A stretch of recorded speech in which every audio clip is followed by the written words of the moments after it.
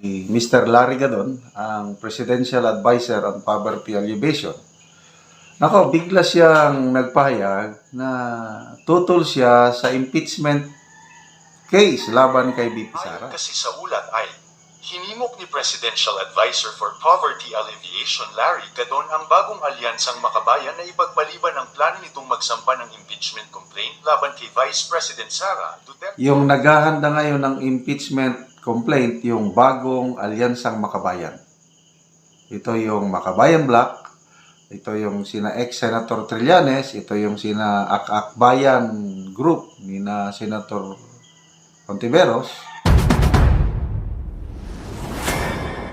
Ito, pag-usapan naman natin si Mr. Larry Gadon, ang Presidential Advisor on Poverty Alleviation. Nako, bigla siyang nagpahayag na tutol siya sa impeachment case laban kay BP Sara. Sabi niya, huwag muna. Mag-isip. So, anong kanyang dahilan?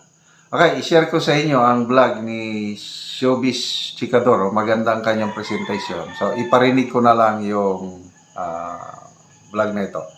Amoy naman si Larry Gadon, hindi maganda ang mangyayari sa Marcos admin kapag itinuloy ng mga kaalyado nila ang impeachment complaint kay VP Sara, kaya parang natatakot ito. Ayon kasi sa ulat ay, hinimok ni Presidential Advisor for Poverty Alleviation Larry Gadon ang bagong alyansang makabayan na ipagpaliban ang plano nitong magsampa ng impeachment complaint laban kay Vice President Sara Duterte dahil sa maling paggamit ng pampublikong pondo. Bagamat iginagalang ko ang pagnanais ng bagong alyansang makabayan na simulan ang mga paglilitis sa impeachment laban kay Vice Presidente Sara Duterte, sa aking hindi hinihining mungkahi, imumungkahi ko sa kanila na dapat nilang islave ang planong ito sa ngayon dahil wala ng oras, aniya ni Gadon sa isang video na naipost sa Viber. Sinabi ni Gadon na dahil magsisimula na ang paghahain ng Certificate of Candidacy sa ika-1 ng Oktubre, maraming miyembro ng Kamara ang mas mag-aabala sa kanilang kampanya. Kaya siguro ay ipagpaliban na muna nila ito at doon sa susunod na kongreso na hindi nila pag-isipan kung ito ay talagang itutuloy nila dahil sa ngayon ay wala na talagang oras, dagdag pa niya.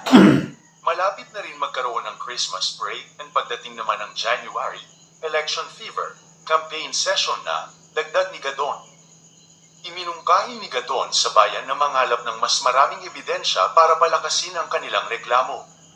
Maganda rin naman itong magiging proseso niya dahil mabibigyan ng pagkakataon si Vice President Duterte na ipaliwanag ang kanyang posisyon dyan sa mga issues na yan ng confidential funds na pinalabas na rin ng COA na marami ritong mga disallowed at marami talagang question sa bagay na yan, aniya pa.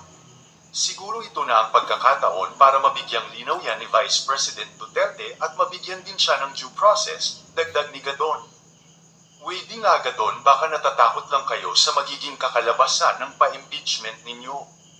Bakit hindi pa ituloy? Maganda yan para magamit ng mga kongresista at senador na kaalyado nyo na pangako sa taong bayan na kapag nanalo sila tuloy ang impeachment kay VP Sara.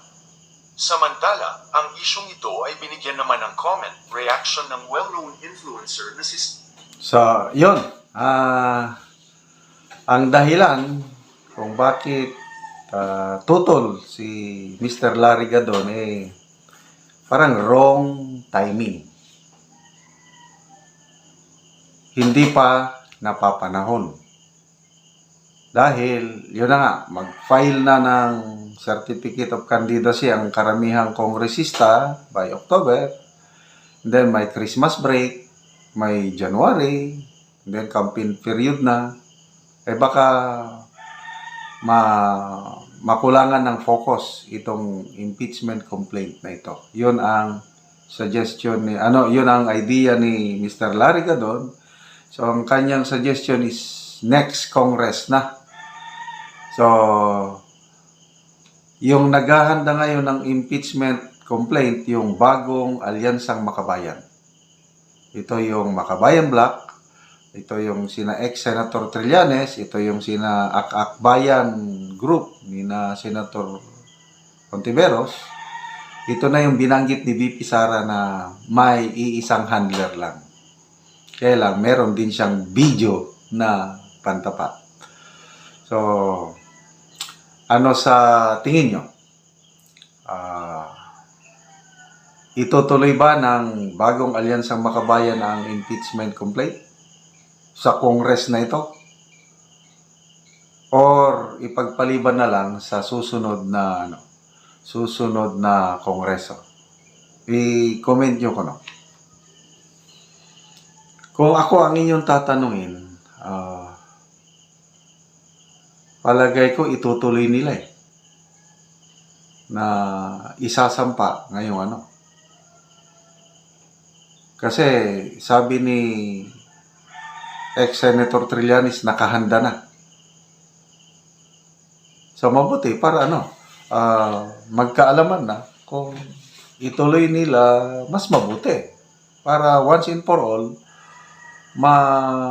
matuldukan na ang issue na ito. Isa man lang yan yung paggamit ng confidential funds. Yan lang ang yan ang issue. Lahat naman sila napakalit yung, di ba itong issue ng confidential funds nasa Supreme Court na So at galing ito sa office of the President. I-transfer lang sa office of the Vice President. So damay dito ang office of the President. So sige, tignan natin kung ano ang kahihinatnan ng kaso na ito. And I believe na paghandaan na ito ni VP Sara. Okay, so let's go back to Mr. Larry Gadon. Malala nyo yung proposal niya noon na yung charter change, na gusto niyang palawigin ang termino ng mga congressmen, senador, wala na. Plus, yun na, gawing parliamentary system. So, anong nangyari sa kanyang proposal? Wala na. Hindi naisang tabi. So, wala. Nagpapapansin lang. Ano pa ang mga statement niya? I-review lang natin itong sinusildohan ng taong bayan ng magkano ang sweldo ng Yosek. I think more than 200 pesos per month. May naramdaman na ba kayong naitulong ng presidential advisor? Kumusta ang kahirapan? Bumuti na ba ang kalagayan ng mga mahirap? Yung mga survey, dumadami ang lalo na ngayon. Grabe ang presyo. Bigas, pangako nila na bababa ang presyo ng bigas. Kaya nagkaroon ng Executive Order number 62. Pinababa ang buwis ng imported rice from 35%, naging 15% na lang, para ang computation ng mga economic advisors, bababa ng 7 pesos per kilo. June, nagsimula yung pagbaba ng taripa. Ano na ngayon?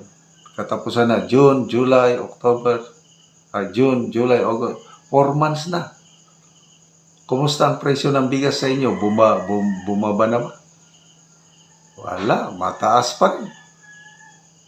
So, ang Department of Agriculture, paulit-ulit nilang yung assurance nila na bababa. Sabi nila, October, bababa daw. Maramdaman na daw natin ang epekto ng pagbawas ng tarifa sa imported rice. Wala. Umatras na naman sila. Sabi, sa January 2025 na daw, bababa ang presyo ng bigas. So, ang taong bayan, hirap na. Tapos sasabihin pa na kung may 64 pesos a day na budget ka sa pagkain or 21 pesos per meal, hindi ka na pobre. Anong klaseng data yan? So, poverty alleviation, mayroon bang naitutulong? Ang opisina ito, Presidential Advisor on Poverty Alleviation. ano pa, yung sabi niya na, ang kahirapan is, ano lang yan, guni-guni lang yan, katang isip. Kasi, tignan niyo ang mga mall, sabi ni Mr. Larry Gadon, punong-puno naman ang mga mall. Oh, ang nakikita lang niya yung mall, hindi niya nakikita yung nasa mga bundok, nasa mga liblib na lugar na halos wala nang makain. So, salamat sa advice niyo, Mr. Larry Gadon, tungkol sa impeachment. Kaya lang, kung pwede ba, tumulong naman kayo na ma-alleviate o mahibsan ang kahirapan ng taong bayan. Para naman yung sweldo ng taong bayan sa inyo na napakalaki, makabawi ang taong bayan. Ano ba ang kwan? Wala akong naririnig, nababalitaan na ginagawa ng presidential advisor na ito.